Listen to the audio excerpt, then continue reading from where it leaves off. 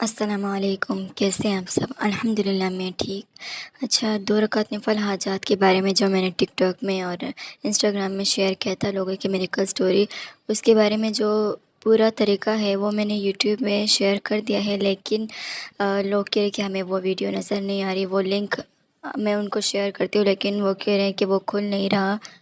میں بار بار بتا چکی ہوں کہ بایو پہ لنک ہے، لیکن پھر بھی لوگ مجھے میسج کر رہے ہیں، کامنٹ کر رہے ہیں کہ کیا طریقہ ہے، ہمیں نہیں مل رہا۔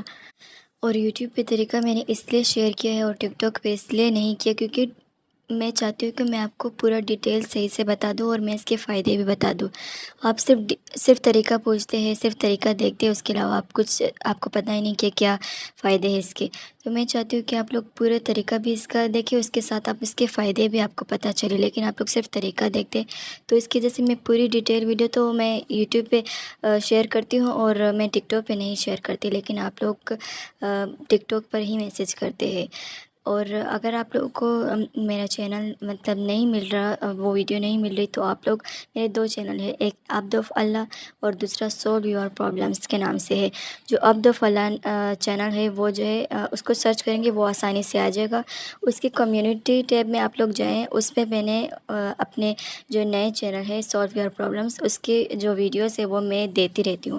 تو آپ لوگ اگر آپ کو میرا نیا چینل نہیں ملا تو آپ اس کے عبد آف اللہ کے چینل پر جا کر کمیونٹی ٹیب پر آپ دیکھ لیں، وہاں پر میں نے اپنی ویڈیوز کی لنکس دی ہوئی ہے، آپ کو آسانی سے مل جائے گی، یا پھر ٹک ٹاک کے بایو میں دیکھ لیں، یا پھر انسٹا کی سٹوریز میں نے لگائی ہوئی ہے لنک، آپ وہاں پر دیکھ لیں۔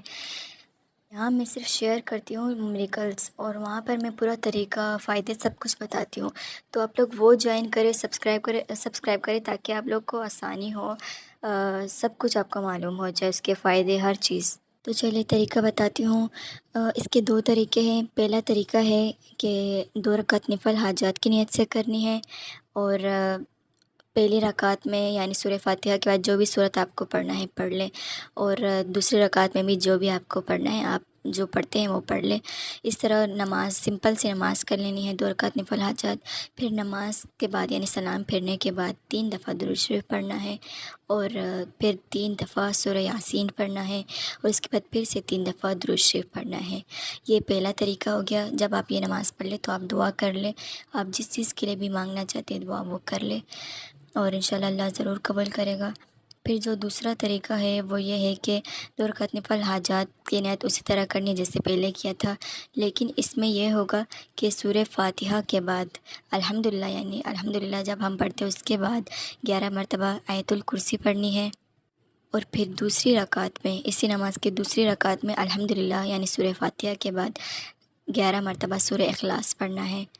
پھر سلام پھیرنے کے بعد 11 مرتبہ درود شریف، اور اس کے بعد 3 دفعہ سورہ یاسین، اور پھر 11 مرتبہ درود شریف۔ پھر دعا کر لے، جس چیز کے لیے آپ نے یہ نماز پڑھی ہے اس کے لیے دعا کر لے۔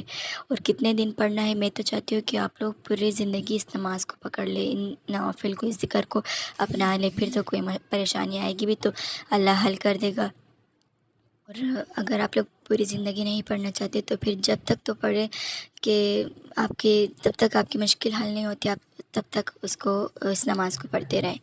اور آپ اس کو تہجد یا پھر عشاء کی نماز کے بعد، یا پھر کسی بھی نماز کے بعد، فجر اور عصر کی نماز، ہر نماز کے علاوہ یعنی ہر نماز کے بعد پڑھ سکتے ہیں، فجر اور عصر کے علاوہ، اور ہر نماز کے بعد پڑھ سکتے ہیں۔ اگر آپ اس کو تہجد میں پڑھ لیں تو اور زیادہ اچھا ہے، کیونکہ اس وقت تو اللہ آخری آسمان میں ہوتے ہیں، تو اللہ اور دعائیں قبول کرتا ہے، تو قبولیت کے آثار اور زیادہ ہو جاتے ہیں۔ تو آپ تہجد کی نماز کے بعد بھی پڑھ سکتے ہیں، عشاء کی نماز کے بعد بھی پڑھ سکتے ہیں، کسی بھی نماز کے بعد، اور یہ آپ ہر چیز کے لیے آپ یہ نماز جو ہے پڑھ سکتے ہیں۔ جزاک اللہ خیر، دعا میں یاد رکھیے گا۔